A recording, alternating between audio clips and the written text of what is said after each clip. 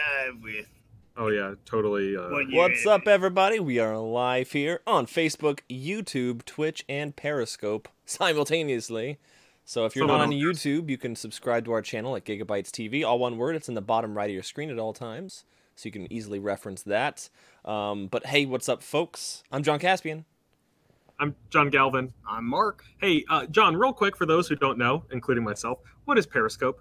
Periscope is Twitter's live streaming site, basically.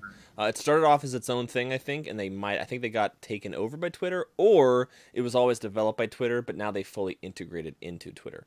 So Gigabytes Cafe is on Twitter as well. I think we're just Gigabytes Cafe on Twitter.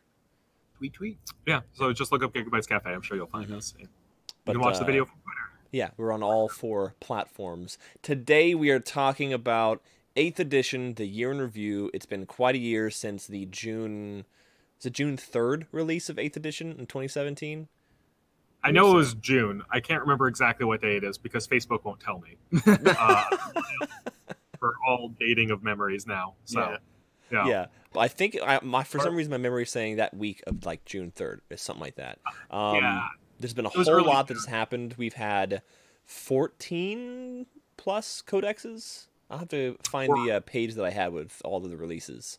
But So we are only like 3 codexes, I think 4 if you're including Knights, away from getting everything that had a codex before the switch over to 8th edition. So Games Workshop has done a tremendous amount of work bringing the game back to what it was before. So that's pretty exciting.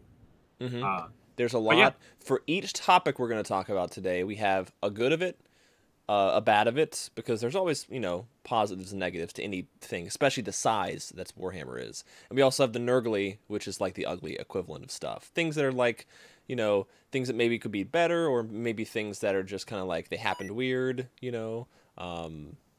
But yeah, let's go ahead and start off with releases like we've been talking about. So the great thing about codexes is, like John said, we have three left. We have Orcs, and who else? What's the other ones? So we have Orcs, Space Wolves, Imperial Knights, and Genestealer Cults. Those are all the ones that had codexes, like at least full codexes, before the beginning of 8th edition. And I think it was Chris who just brought up Imperial Agents you might want to count in there. I don't really count Imperial Agents because to me they always feel like augmenting other armies. So they are, Imperial Agents doesn't usually bring the might of its own military to a battlefield. They usually will just send an agent or 2. So with me, it's more of a supplemental army instead of a full army on itself. So those are the ones. And we know Imperial Knights is the next book coming out. And we already started taking pre-orders. And on that note, guys, get your pre-orders in today. The bonus, pre-order bonus ends if you don't get it in today. So be mindful of that. Yeah. It's very good. It's very good. So what are we expecting on releases for the rest of June for Warhammer? Or is it going to be Age of Sigmar? It's going to be Imperial Knights, and then it should be followed by Age of Sigmar. Okay. They did say that Age of Sigmar 2 was coming out in June, but they didn't give us a firm date, so it could be, following Imperial Knights, or it could be literally the last week of June. If you look at it, they're going to run out of factions to highlight soon? Yes, yeah. So following the community, like they said, that basically they're going through all of the factions in the game before the release of Age of Sigmar. And we are now, we're going, I want to say we only have a handful of factions left, probably 5 or 6. So that means that they're probably going to have to release the book or start previewing things that are coming out after the release of 2.0. Yeah. Gotcha. So they were saying because of that, maybe Orcs release in maybe July or August? Yeah, rumors are still pointing towards Orcs and Space Wolves releasing in August because, Age of Sigmar 2.0, there's the new book, the General's Handbook, the starter box, and then there's 2 new factions being introduced to the game. And those are going to be the Sacrosanct Chamber for Stormcast Eternals, which are wizards. Yeah. And then the Night Haunts are getting a completely revamp. So a lot of the old models are getting redone, like the Black Coach. Nice. Oh, my God, that thing was beautiful. Yeah. And then they're getting a lot new lot new additions to the army. So like a new battle line unit, multiple heroes, new elite units. We're also getting the Mortarch of Anguish, which we don't know which character that is. They did say that it was going to be a character from the old world. But that's as far as we know what the Mortarch's going to be. I do like how they're kind of bringing back more characters from the old world, like basically too legendary to die kind of thing, I guess. Yeah. And I think that's a great way to bridge the hate. So a lot of people were upset when Games Workshop basically destroyed the old world to make way for this new game to hopefully get a new generation of folks in there. It really upset the fans of the original system because they destroyed it. But so this tie-in one gives the old fans something to be like, oh hey, I remember that character when she was alive or not part of the Night Haunts. And then the new players coming into it are like, oh, this character is really cool, and it's really nice that she has this big history, to her. So, like take Marathi for example. Old world, eaten, brought back, changed to like it. So in the new interpretation of her is easy to like have a new player get into it, be like, oh, cool, like she's a corrupted snake lady thing. But people who know the old game are like, oh, but it's so much more than that. Let me tell you. Kind of thing. Exactly. Yeah. So on codexes. So, we have all these releases, just like with HCMR 2.0 coming out, right? We have all these releases over the course of a year, which means sometimes it might feel a little rushed. Like, the codexes have been in development for a little while. They've been play-tested, right? But the balance between all the codexes is nearly impossible with all the different moving parts. And we've discussed that in the previous Giga Rambles, how do you balance 18 factions with each other? Chess is balanced because it's got like the set number of things and both sides are equal, but sometimes you have things that are incredibly powerful for a short time, sometimes for a long time. Overall, have you guys felt any rush in any of the codexes that have been released, like things that are like, oh, that was a huge oversight? So not with this edition, not me personally. So and it's one of those things where I'm definitely like, when it comes to 40K, I'm more of a casual player. So a lot of times those things that are going to be like oversights are going to be discovered by those folks who are like constantly in the game, right? Okay. So Thousand Suns was my main army for 7th edition. And I was waiting for the Codex to come out for 8th. And in that time frame, I started Tyranids and I kind of got sidetracked. And I just recently got the Thousand Suns Codex. And I popped it open. And it is a gorgeous book. The background fluff, the art, the rules, the in-depth like discussions on like the different chapters, so to speak, of Thousand Suns, or the different I think they're called Thousand Suns, is really nice from like a casual perspective. But in terms of the rules, like I'm not skilled enough to be like, aha, like I can abuse this from there. But I know that happened. I know that happened with a couple of the armies where there was an oversight or something got through that maybe shouldn't have gone through. And then they had to FAQ it. And that's one of those things where I think my big issue with these books being shotgun back to back is that we as a player base are so accustomed to, hey, there's a new codex coming out, where are my new models? Right. And with some of them, they were able to, like, Thousand Suns are a great example, being like, oh, hey, you can now take this model that you couldn't take before as a Thousand Suns choice, like the Zangor Enlightened. Oh, yeah, that's true. Which is nice. So it's technically a new model without it being a, new model, right? I was about to interject with, if you think about it, like all the Space Marine stuff or just Imperials in general, it's like, here's Primaris. So you can add Primaris to basically anything. Your new-ish kind of models. I mean, they do have unique abilities, like for example that all plasma squad is right. Yeah, it's really cool to add. It's really nice, but I think my issue from like a player perspective is we were trained by Games Workshop for about 2 decades to expect, hey, new codex, new models, things like that. And I know with some people it's kind of disappointing where it's like, hey, Blood Angels are coming out, and everyone's like, oh my god, we're finally going to see either a new Sanguinor or a Sanguinius stand-in, or like new units, new tanks, new dreadnoughts, whatever. And what they got was a new clamshell character, which was a Primaris Lieutenant for Blood Angels, and then like upgrade packs. And so they're like, oh, well, stuff later, right? Yep.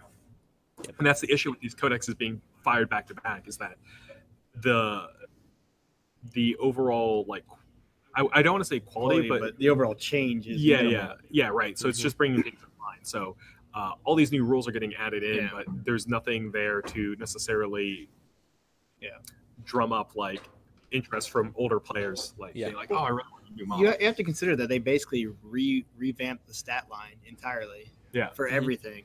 So that's not something you can just say, hey, deal with it until we get you all these new models. Like that takes years to do, and it's only been a year and they've been pumping out the stuff, right? So you basically got to deal with what you got right now, but they're going to change the rules and change the stat lines and change the point costs to basically say, all right, this is what your army can do in the new edition.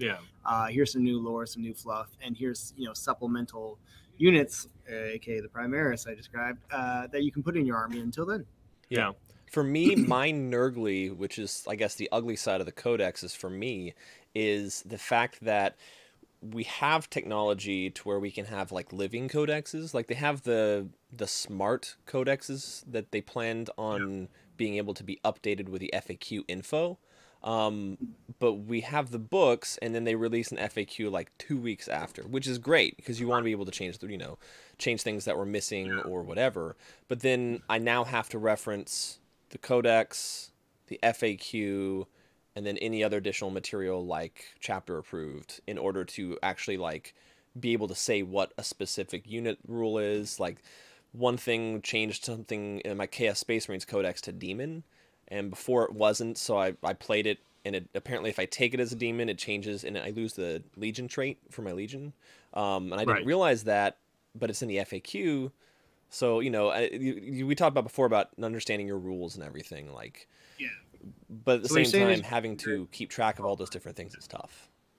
And I agree. Like, so that would be, I think on the same vein as you as well, where my biggest issue with 8th edition was at the start of it, they're like, hey, this is going to be the edition where, it's going to be the least amount of books and record keeping that you've ever done. And I was super excited because by the end of 7th, I was dragging around 4 books with me to a tournament, plus all the FAQs, plus all that. And it became a little bit encumbering, right? Like, it's like, oh man, maybe I should just buy the digital edition or that. But even then, it's bringing around 4 different PDFs that I have to pull up and reference all at the same time. Right. Really love for them to make some sort of online app where like I could buy 1,000 Suns and it gives me all relevant like data for the 1,000 Suns updated. With the newest FAQ, that was one of the things with me as well.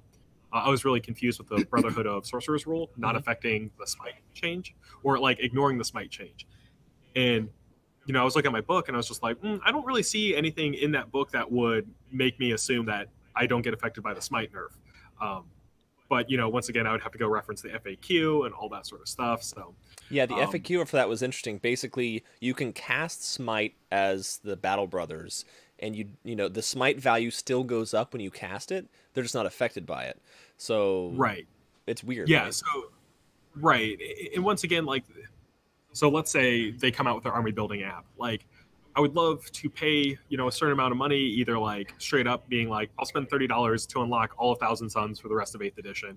Any changes and updates, like, great. Or I'll pay a monthly fee to do it. But like, I want to be able to access that information through the app, as opposed to having to like be like, well, here's my list. Now let me pull out my book to tell you what everything does. So that's my ugly side, at least in terms of codexes for 40K, is that they're like, even within the first year, as a staunch 1,000 Suns player, like, all I play is 1,000 Suns, I still need to bring the rule book, my 1,000 Suns book, chapter approved, chapter approved 2018. Legions of Chaos. I won't have to do Legions of Chaos yet, but the FAQs and things like that. But if we're expecting like an Abaddon release, they might have an update or a new unit that could be used in 1,000 Suns, which means I would then have to buy that book and carry that around with me as well. So so it's just one of those things where I hope book bloat doesn't get too big. And I know they're working on a army building app. Like, they kind of released the framework for it recently. Similar to Azir. It's called something different. So I'm hoping that would be a way to reduce the amount of things I have to carry around with me for a tournament or even casual games. Yeah. Mm-hmm. So yeah, for sure. Mark, what about you? Oh yeah, sorry. Go ahead, Mark. Or I mean, so the good, the bad, and the Nurgly or whatever. So good is definitely less arguing for 8th edition. Yeah. The rules are much rule cleaner. Simplification. Like that was, I always joke. Like anyone who's new to the game, it's like you'll love it. They cut down the argument phase. Yeah. And so as far as bad, I think it's kind of wonky when, like for example, the Primaris can't even get a transport. They can't use Space Marine transports that have been like retrofitted or anything. Yeah. I always find that so dumb. It's like here we are, we're less bulky than a Terminator, but Terminators can use all the stuff we can't. Yeah. So that doesn't make a lot of sense to me. I think a lot of stuff should have been retrofitted. I think Gleeman had a lot of oversight. Yeah. And I think it's a lot of future proofing. Yeah. Where it's like, hey, listen, there's more Primaris transports coming out later. But the problem is the timing, right? Yeah, it's if you want to sell Primaris models, don't make them like foot slog it from the very beginning. Yeah. And you can get a repulsor. Yeah. Repulsors. Yeah, I mean, or that $700 Forge World model. Oh god, the mammoth. No, it's like Stormbird or like Storm Falcon, Falcon Bird, Thunder Falcon Bird. Yeah, it's that. So yeah, it's just one of those issues where we like Primaris should have come out with like a little bit more support when they did, if they wanted them to more or less take the place like as the poster child Space Marine.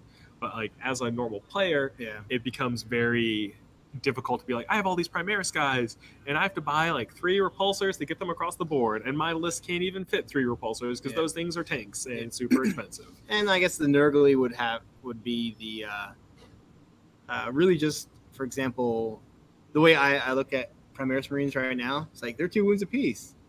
But if you look at other Space Marines, they have the same save, they have the same toughness, but they're 1 wound apiece. So when someone shoots you with like a 2 damage shot, you're still only losing 1 Space Marine, but you're also losing 1 Primaris who costs more. Yeah. So like multi-wound shots just will mow through Primaris quicker. It seems more efficient to stick with the single wound models that have the same saves. Especially since wounds don't, like, unlike Age of Sigmar, wounds don't move over, right? So exactly. You have to have special rules for sometimes you want that 1 wound guy to jump on that last cannon. Exactly. Like last cannon will kill your Primaris, it'll kill your Space Marine, but guess what?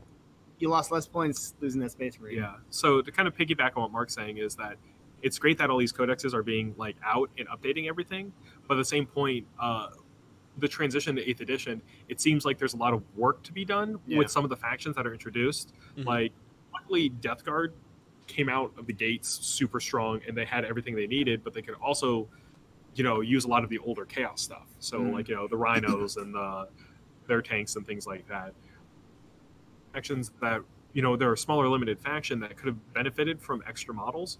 Adeptus Mechanicus, Harlequins, like all those models or all those factions are relatively newer, and they have a much limited pool to choose from, and they definitely felt you can feel it, right, by either building your list or seeing on the board that your pool of options is much smaller. And I feel like those are the codexes that people wanted to see new releases and then just got a new book, right? Yeah. So, even with like the super new ones, like I'll go back to the Age of Sigmar, Ironjaw's got 4 riders, 2 units, regular dudes, and then they stole a unit from the orcs, correct, and then they gave you a couple of heroes. Like, I'd like to have that filled out a little more, right? And so I think that's the main issue with them shotgunning through releases. Is just the fact that they're trying to get everything up to date so you can at least play with your armies in this new edition, but it's still, some of the smaller armies still feel very, very small. Mm-hmm. Yeah, they're kind of in a catch-22 because it's it's been around for so long that you have all the options, but it's the kind of the gamer addiction of needing more. Yeah. So you do need new stuff, like, and that's one of the great things. I'll go back to the good side of all these new codexes, is that the game has been incredibly dynamic. Yes. Things don't stagnate. Whatever the top army was 1 month is no longer the top army the next month. Mm-hmm. And that makes it a very interesting playing field for all these people. Because you're no longer reacting to the meta. You can change the meta yourself. You can predict it and maybe like crush someone. It's like, oh, I'm going to guess that, at the tournament next week, a lot of people are going to try, this model in mass. And you're like, well, I know the counter to it is this. It might not be a great for fighting other things, but I'm going to win because everyone's going to be bringing this. And everyone trying to predict what's coming up. It's like the cryptocurrency of meta. It's like, what's the next big thing? It definitely it allows you to try new things, right? Yeah. Because the meta isn't as hardly established as it has been in past editions. So I could show up, I went to a tournament. I was like, the Scarab Occult Terminator seemed really, really good. I'm going to bring a whole bunch of units of them and try it out. And through application and definitely not enough testing, I definitely went middle of the road with it. Yeah. But at no point was someone like, why would you bring that? Yeah. Most people are like, oh, that's an interesting idea. Let me know how it works out. Mm-hmm. And personally, as someone who plays games all the time, people being open to new ideas and new ways of running a tournament army and all that is really, really healthy for a game system. It actually helps diminish overall negativity in the game. Because once again, you're not having people talking down or trying to speak as an authority to say what you're trying to do is wrong. Most of the time it's I have heard that quite often in other games. Why would you bring that? Yeah. And a lot of times in 40K, you just don't know because there's literally the game is changing so quickly. There's not a lot of time to say this is the hard and fast rules always and forever because things do change. So, yeah. That's good. That segues actually really well to the introduction of Primaris. So with 8th, they want something to make it different from previous things. What do we do? Let's talk about the good old. We talked a little bit about Primaris, but let's talk about more specifically the different unit types, how they've been adopted by different people. Who we see playing what. They started off with the Intercessors, the Reavers, Hellblasters, and who are the flying dudes? So Interceptors, Reavers, Intercessors, and Aggressors are all the unit types. Okay. Then there's the transport. What's the transport? Repulsor? Repulsor, thank you. Repulsor. There's the transport, the Repulsor, 4 new characters. So we have actually, we have more characters than that. It's just the ones you can buy. You have the Captain, the Psyker, the Chaplain, and the Apothecary. Mm-hmm. And then the Dark Imperium box set, you have Lieutenants and Ancient, and then the Captain Armor. Captain and Gravis. Yeah. So there's a lot of options. I would like to see more Gravis Armor units. Oh, yeah, absolutely. All these options are really great. And they're so different from Space Marines in previous editions because they're very much singularly focused, right? Yeah. You can no longer split your units up between different weapon types. Your units are no longer catch-alls, right? Which is really, really good for new players. Mm-hmm. Yeah. Because I remember when I first started playing Space Marines, I decided I want to do Space Marines. I agonized over how to build out my first tactical squad. A veteran unit? It was all right, how many power fists? Who wants a power sword? Who gets the melt-a-bomb? Or do I want all this? And so a bare bones unit for veterans might be, let's just throw a number out there, 200 points. But when you're done customizing, it might be 450. Yeah. You might more than double the price through power fists and just specialist weapons and combi weapons that everyone can get. But at the end of the day, you glue this together, you went WYSIWYG, and then you realize, oh, God, I shouldn't have done that. Yeah, and everyone buckle your seatbelts because I'm about to take this truck on a tangent. So we're designed to get new people into the game. Yeah. However you feel about Primaris Marines, you're probably not the audience for them. They were designed from the ground up, newer, flashier, simpler rules to get new folks to look at that box and be like, those guys are really cool. A lot of the elements that, especially in our climate, in our culture in 2018, less xenophobic, more progressive Marines. They're spitting, ancient dogma about no technology and burn the witches and all that sort of stuff. They are, fight for the Imperium, destroy evil, embrace the new, right? Yeah. And that to me is such a good thing and a healthy thing for the Imperium armies. It's almost like you can write a children's book about it, right? Yeah, it's almost like you can write a young adult novel with a Primaris Space Marine at the forefront. And that is a really, really big deal. Games Workshop is a 30-year-old company, maybe older than that now. Yeah, I'm probably older now. Probably, but because 80s, right? Yeah. And so what was like metal back then and like really edgy is rapidly changing for our generation. And the Primaris Marines are more or less the new look that Games Workshop wants to go forward with in the future to hopefully attract new audiences, bring new people into the game, and overall match our culture in general, right? Yeah. Like the zeitgeist of 40K. Less grim dark, more just grim gray. Yeah. So yes, it is really, really, really important that the Primaris Marines stick around and are implemented into the game system, and they're going to be here to stay. They're going to probably eventually phase out Space Marines, and it may not be a next year thing, it may not be a 5-year thing, but eventually all the older Space Marine models will get phased out, and it will only be Primaris left. I can see that. But also, continue on the tangent of things. Like if you look at fantasy, the Age of Sigmar, that's also something they've helped a lot with is the analysis paralysis.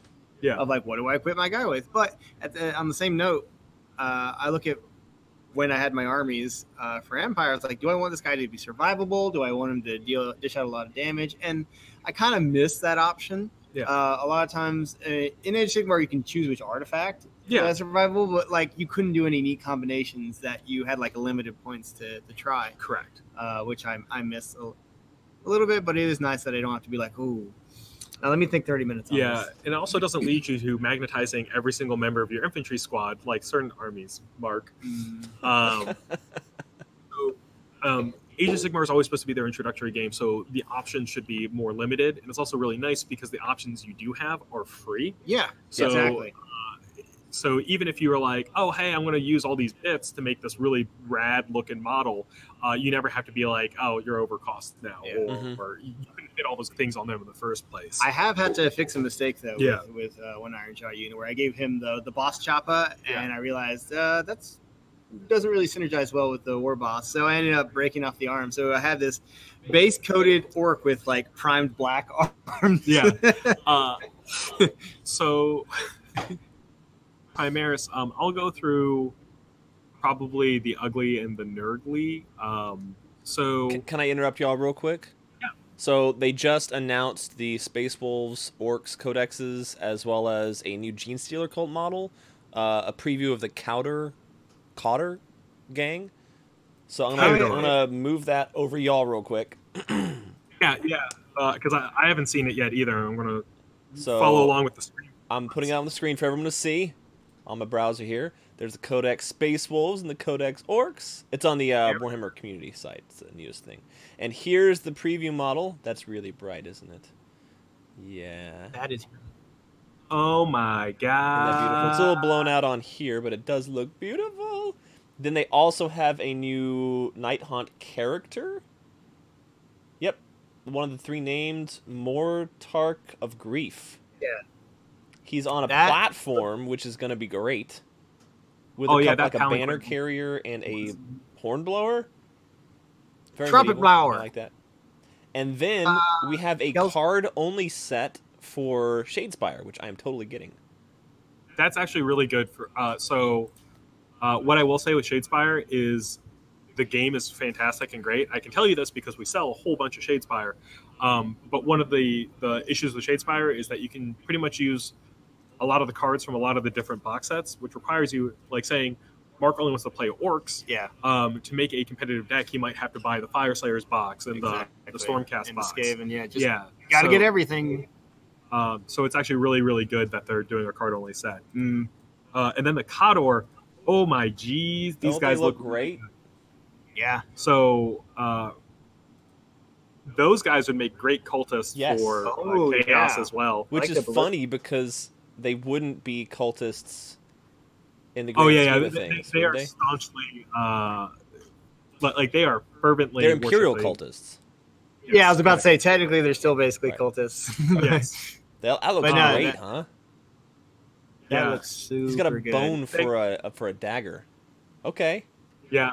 Yes. It's also really important for Gene Stealer cults that they're releasing the Aberrant as a second model, like a model you can buy, so you no longer have to buy the Death Watch. Yeah, the Death Watch box set for. Sorry, Derek's yelling at me. He said it's not the Mortarch. I don't know which. So the this Mortarch is Kurdos Valentian. This guy. Yeah. Okay. So the Mortarch of Grief is the I want to say the Lady in Shadows on the right. Yeah. I see. Okay. You can see it right there. We have heard in the past that it is going to be an old world character brought to new. So you think a vampire turned ghost? I've heard Neferata. But isn't she already? Oh wait, sorry, not Neferata. Ketra. But Ketra's a boy, so it wouldn't be Ketra. I've heard an elf. Like a high elf that has died in the old world, and Nagash got her soul and then turned her into the Grief. I mean, it's probably better than being eaten. And then also Isabella was an option. Vampire count. Yeah. So there's been that's awesome. Several rumor discussions on who the Grief could be. Who dat? But yeah, so apparently the Kurdos Valentian, the Craven King, is real good looking. Yeah, no, this is, I hate it. I was like, I want that. Yeah, no, Games Workshop's doing a real good job of making us want everything. Yep. All the time. Okay, so that was awesome. Let's go back to Primaris. Good bag Nurgly of the Primaris. John? Yes. So basically, back to what I was saying before, Games Workshop's putting out a lot of models, but the issue is when you introduce the Primaris Marines, you want them to be your flagship, like poster boys. You need the options there to support them. Yeah. And we kind of touched that earlier when we were talking about the codexes, but unfortunately, Primaris Marines just don't have the options there to make them a super appealing choice after the initial buy, right? Like you buy the Dark Imperium, you get your Primaris Force, and then you're going to play a couple games with them, and you're going to be like, wow, like I wish I had more options, or I wish there was more to supplement them. I think that's a big issue with Primaris, and it starts off as like, oh, like I guess I'll like supplement in with like some Space Marines, and then eventually your army kind of takes over as just Holy Space Marines, because the Primaris guys are usually outshined by the flexibility and also the fact that you can protect them a lot better, regular Space Marines, through their stat lines, and then also through the options that they can take. So yeah, who are the strongest models besides Hellblasters? Hands down, Hellblasters are the #1 Primaris that people take, but what would be the strongest? Are Reavers okay? I don't know. I want to say Aggressors are probably the next choice. Okay. It would either be Aggressors or Redemptor Dreadnoughts. Oh, they're good. Yeah. Oh god, yeah, the Dreadnoughts. A lot of DACA comes out. Yeah. So the Aggressors, once again, they can take the transports and all that. But the Aggressors are really a great defensive unit. It really prohibits people from wanting to like charge your guys, because they're just going to Flame Gauntlet you, or I think it's Hailstorm launchers that they have. So mowing you down, and then when you do make it in close combat, they have double power fists. So they're a great deterrent unit. They're also relatively cheap to buy because they have the easy to build things, which makes them accessible and prevalent in a lot of Primaris armies. So yeah, it's a strength ×2 weapon. They're already strength 7 or 8. Oh geez. Yeah. Right. Yeah. I'm just thinking like a typical fist weapon for a. No. So I think Gravis armor makes you strength 5, so it might be strength 10. Okay. I can't remember if it's strength 5, tough 5, or just strength 4, tough 5. Gotcha. Either way. So yeah. Oof. Mark, how about you? Sorry. Go back. So about what exactly? Primaris Marines. What's the strongest, the most useful non-Hellblaster unit for you? So I would definitely say the Intercessors, right? The jetpack guys. I definitely enjoy the fact that it's all assault weapons, and they're already able to fly, so they can always leave combat and just unload every single time. They're also top 5, right? I think so. Yeah. Yeah, so they're going to be hard to pin down. and you can always jump them into cover to avoid getting shot down, pop out.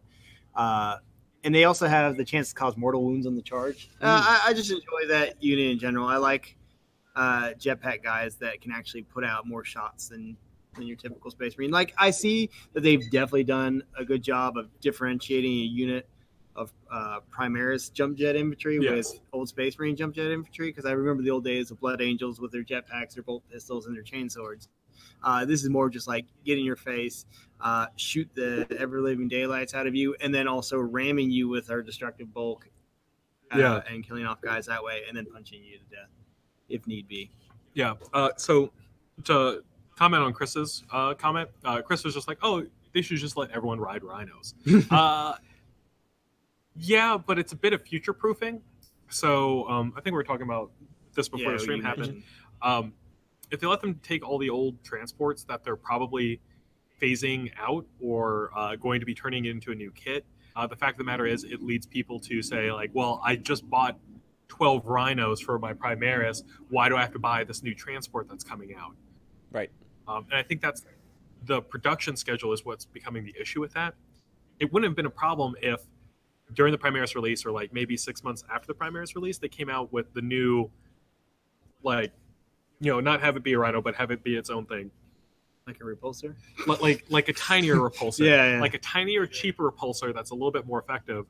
Or even the Overlord, I think it's called in the Fluff books, which is going to be their flying transport. Oh, cool. If they introduced that earlier on, like, we wouldn't be having a discussion of why can't they ride rhinos. It would be like, oh, cool. Let me just go buy this Overlord or these tinier over rhinos, you know. So it's one of those things where the production schedule, like, I'm sure they have plans for transports. I'm sure they have plans for a lot of options for Primaris. It's just they have to get all these books out. They have to get these codexes out. And then they also have to introduce new models for Age of Sigmar, Necromunda, all these sort of things. Games Workshop has a giant...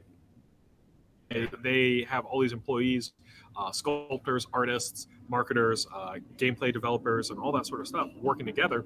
But, you know, we're only human, right? And no matter how many people we have working, there's still going to be a certain amount of production schedule and time to allocate. Technology has definitely helped a lot with that. Yeah. You're no longer having to physically sculpt every single model and hope it can cast all right. Yeah. And hope that, you know, after you make the cast, you can inject properly with no issues, and then you have to go back to the drawing board and see if you can get a mold that actually works for the model you make. Yeah, and also they have a specialist game department too. So like, it's not like the main 40K guys have to go over and develop Blood Bowl armies or Blood Bowl teams or Necromunda gangs. It's all kind of like split up, but still, like, even in the main Games Workshop, like 40K department, people went absolutely crazy about Sisters of Battle. So like a lot of resources had to be developed or dedicated towards making plastic models, updating the rules, and all that sort of stuff. Orcs, Xenos, like all those armies together need new stuff too, not just Primaris. So things can get bogged down and definitely not what we would want as a player. Like, since I play Chaos Space Marines, I'm going to keep asking where my Silver Tower is. For transport. For transport for my Thousand Sons. Like, give me a Silver Tower that can just, like, you know, flood the board with Zangors. Yeah, they literally have someone who drew art of Silver Towers crashing into Fenris, right? Yeah, when Magnus invaded. So it doesn't seem like that's a far stretch to just make a model for that. Yeah. Or just make rules. Remember what drop pods didn't show up for 2 years after they introduced them? Correct.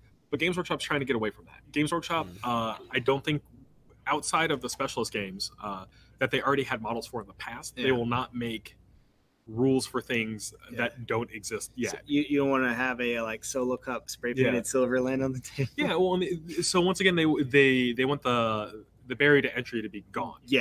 So if I start a Primaris Space Marines and I see mini repulsor in the codex, and I'm like, cool, let me go buy a mini repulsor. And it's like, no. Like, you have to buy a rhino kit and then a repulsor kit and take the treads from the repulsor and slap it on the rhino, and then you can take your primary. Like, they're not going to do that, guys. So. I was just thinking to myself of a half tank tread, half repulsor. Like, the front is repulsor and the back is like mini just tread. Dragging on the ground. So yeah, like, long gone are the days of saying, like, putting an entry in a codex and being like, they'll figure it out. They'll make a model for it. And that's a good thing and a bad thing. Like, I personally enjoy making the models. Like, if they gave me rules for a silver tower and no model for it, I would just put one together. Like, no like problem. Solo cup spray painted silver. Yeah, absolutely. Silver tower. And then I get to watch it melt because I took oh wait, no, solo cup. I was thinking styrofoam cup. Oh, yeah. This. But yeah, it's just one of those things. You know, they want the barrier to entry to be gone, and they want to make sure the game boards look pretty. Yeah. London Giga.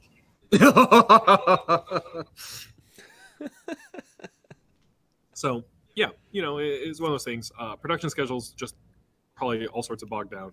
Yeah, that was actually going to be the next topic, which is the release schedules, release. How does it affect our store, for instance?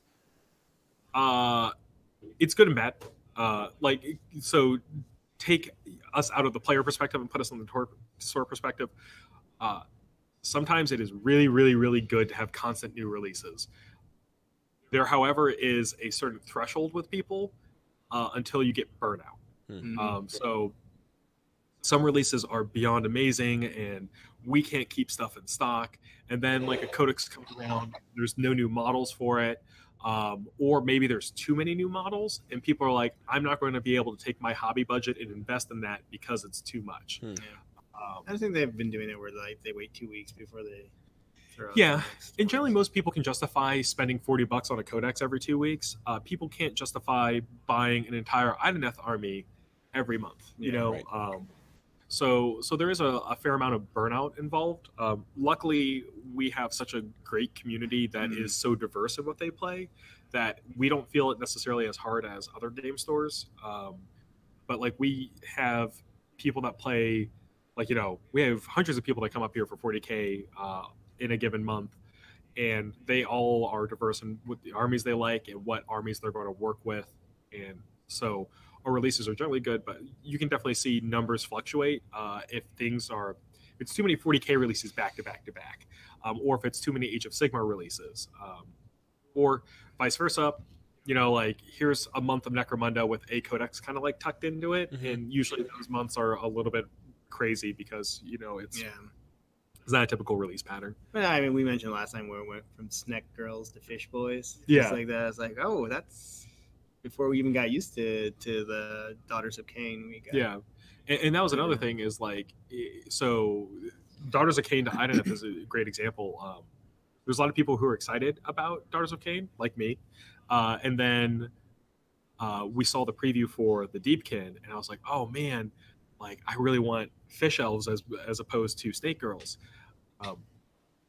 And so I held off on buying Daughters of Cain, and then Deepkin came out, and there was like so much stuff, and it was released over such a long period of time that I ended up not collecting either of them. And that's like me as a person perspective to a store. That's terrible.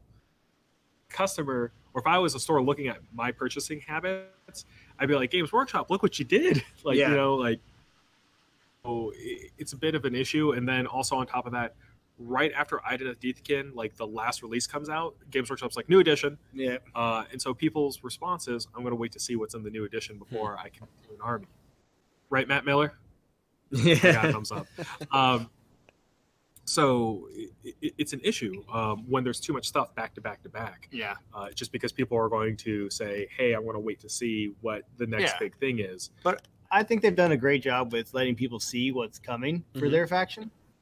Like, for example, they did Free Peoples the other day, which I was super excited about. Yeah. And they definitely said there's a lot of comment. Like, they have people that have been playtesting that faction in a new edition also comment your faction can do and a little bit of lore. I used to be an Empire player in Fantasy, as I've stated before, but, you know, they've really shunted the spotlight from them.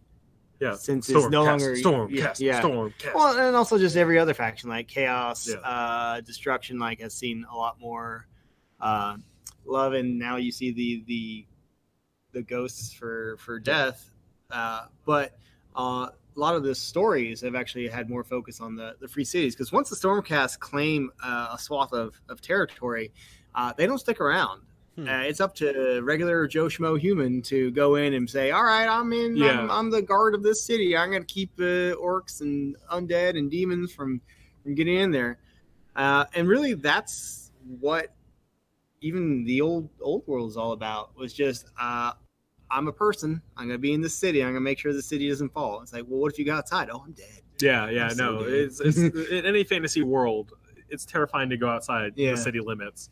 But to get back on the codex schedule and all that, it's great that there's new stuff coming all the time. It's just I think Games Workshop, like, this is fairly new to them. Like, it's only like a year and a half, 2 years old, where they have been releasing stuff every week, and so they are still getting the data for it, right? Like, what works and what doesn't work. Yeah, and you mentioned piggybacking off the two editions. Yeah, two different game systems.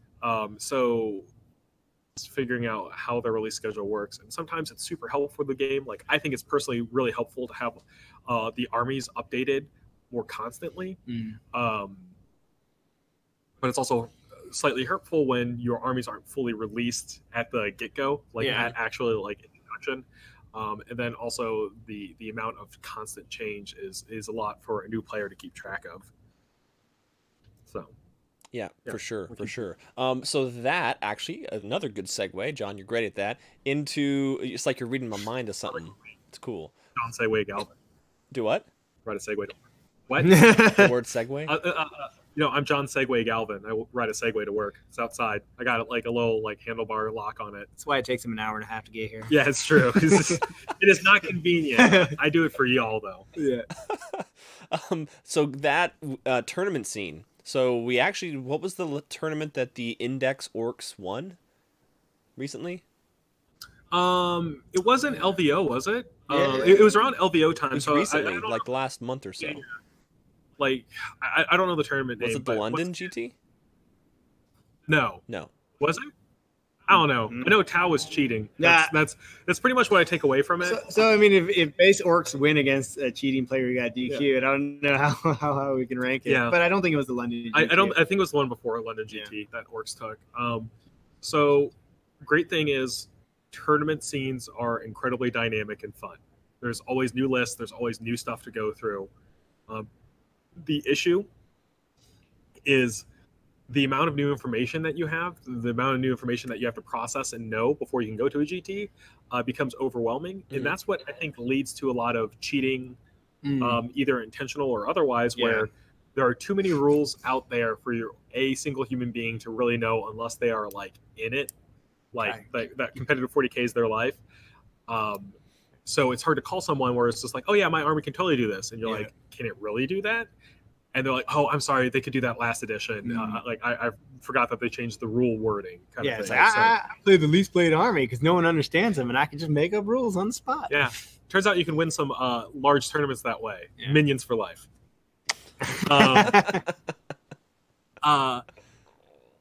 But yeah, so it's a dynamic thing. The tournament lists are like, I love seeing, like, I'll flip through the things and be like, oh wow, like that got in top 10, like that's great to see. That, like, orcs get there, and orcs didn't have anything changed, but maybe the environment changed to where orcs could prevail. So what's the test of something's value? It's like, how does it hold up against 30 orc boys? And so someone's like, why don't I just only bring 30 orc boys and see how like just copy paste 30 30 30 30. And once again, Games Workshop can then analyze that data and then change the effectiveness of armies and things like that, which then will say next tournament the field will be completely different again. So really, really exciting tournament-wise, but a little overwhelming for someone who wants to know what their matchups are and what to prepare against, unless they are like constantly reading the codexes or like the spoilers online to make sure that, like, okay, I know these guys can do this. I know this rule has changed, so I need to make sure that my opponent is representing that rule correctly. And that is one thing, you can always look at what wins the tournaments and then do your research on just those. Yeah. But it's still research, right? Like, you have to be a bit of a scholar if you want to, like, be at the top echelon of competitive play. Yeah. And that's the same for a lot of war games. It's just that 40K is probably the most fluid right now. Like other games like Infinity, War Machine and Hordes, like Malifaux, there will be new releases and changes up to a monthly basis, but like 40K can rapidly change because you have a codex release, then you have the FAQ following it, plus any other things like chapter approved or beta rules. There's a lot of things that can go on, and just meta changes as well. Yeah, absolutely. Because what was it? There was a month that was like 2 codexes, if not more.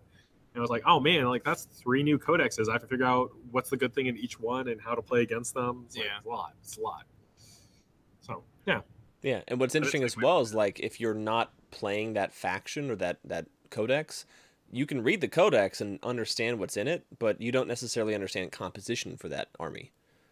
Or what the current competitive competition is. So it's tough for sure.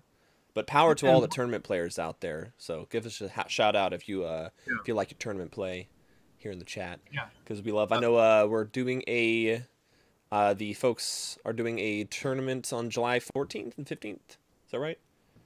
Yes. Warzone folks.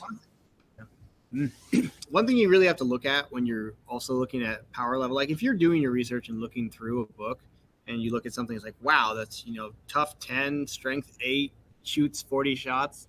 Like it might blow you out of the water, but if that's all they can afford to take, it might not be that strong a model. Like price is always a big point that is usually overlooked when you're researching, because it may not be as effective as 2 Hellblaster squads that only cost you 100 points. Yeah.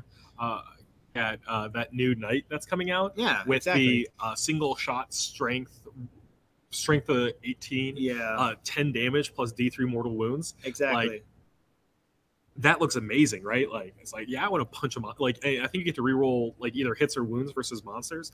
It's like, I want to punch through a monster with that thing. But if it costs 200 points for that one weapon, that one shot, like that's a big investment for a one and done per turn. Yeah. It's always something to be mindful of. Keeping track of how points balance out like the flashiness of models. Like a lot of the big characters are like, man, these guys have really awesome abilities and they're super cinematic. Like Magnus, like blowing stuff up with his super smite. But at the end of the day, it's like, oh, that's a quarter of my army right there. It's like, maybe I don't want to invest that much in him. I kid you not, the next topic I was going to was going to be knights. Knights. Segue. How you do that, John? Yeah, psychic. Or you told me what the schedule was before, and I'm subconsciously doing that. Yeah, it could be. That was good. I could just be a savant at you crushed your psychic phase there. Yeah. So Knights release next week, and with that release, it's a whole wave of new stuff. So it's an Armiger box set for $75. You get 2 Armiger Knights, which is a really good buy-in. Nice. Mark, you can have that All-Walker army again. Yeah. But I also have a pun because one has 2 autocannons for hands. Yes. They look like lances. Yes. So I'm going to Lance Armstrong. Yeah, and Lance.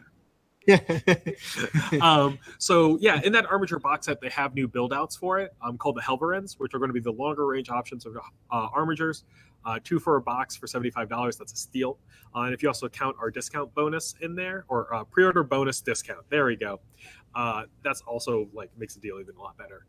There's 2 versions of the Giant Knights. So each Giant Knight box makes 1 variant. And I think they do this to control costs and make it 170 instead of probably the 200 to 225 price point that it would have been if they made just 1 box set mix and match. But yeah, so one makes the long range variant of the Castellan, and the other one makes the Valiant, which is the close range variant, which is the one with the super cool harpoon and then the amazing flamethrower.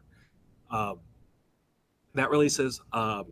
There is also a new release for Imperial Knight Renegade, which is going to be the 2-player box version of Knights. So you get 2 Knights for, I think, $190, which is a huge steal, plus a terrain set, plus rule books for the game included in it. And then Codex cards, there's a Knight Gauge. I don't know what exactly the Knight Gauge does, but it looks like a standard like measurer. It'll have like a 6-inch, a 3-inch, a 2-inch, and a 1-inch like widget on it. Yeah. Plus dice, plus a limited edition book. You can pre-order and prepay for any of those today, I think, except for the LE book, and you get a 15% bonus discount. So yeah, heck yes, do it. And those knights should drastically affect how the game is played. Or like how knights are played. You can play a mono knight army after this point, because what's the we were talking about before, there's point reductions across the board for knights. So that means fielding an entire knight army is going to be at a much more reasonable rate. Less of attacks on correct. Bringing those titans to the board. Because, I mean, there's also more weapons that deal with larger things.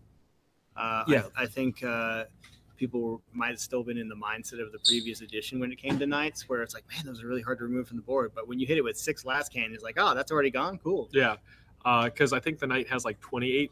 The big Knights have 28 wounds, and they still have an invulnerable shield, but you get a couple last cannon hits through, and you're going to take it down to half effectiveness, and it does have the diminishing stat line to it, so it's not nearly as scary.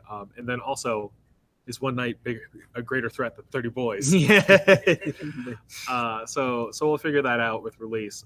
We have people lining up at the door, John, so we're going to have to get going. Okay, sounds good. We covered a lot today, though, y'all. Yeah, we did it for sure. Together. Yeah. And then y'all put in comments as well after we go live. You can also put in comments, and maybe you can add stuff to talk about next week. But next week we'll be talking more about orcs, I'm sure. Space Wolves, as well as Age of Sigmar 2.0 coming out very soon. So yeah. I'm assuming we're going to get an announcement about Age of Sigmar 2.0 sometime this weekend, so look forward to that, guys. Yep. Sweet. All right, everyone have a great day. Thanks for joining us at Giga Rambles. We will see you at Gigabytes Cafe, and if you're in Atlanta, share this stream. Subscribe on YouTube if you want to, like, whatever. Dislike, comment. I don't know. They just like interactions on YouTube. Yeah. And then see y'all later. Bye. All right. Have a great weekend.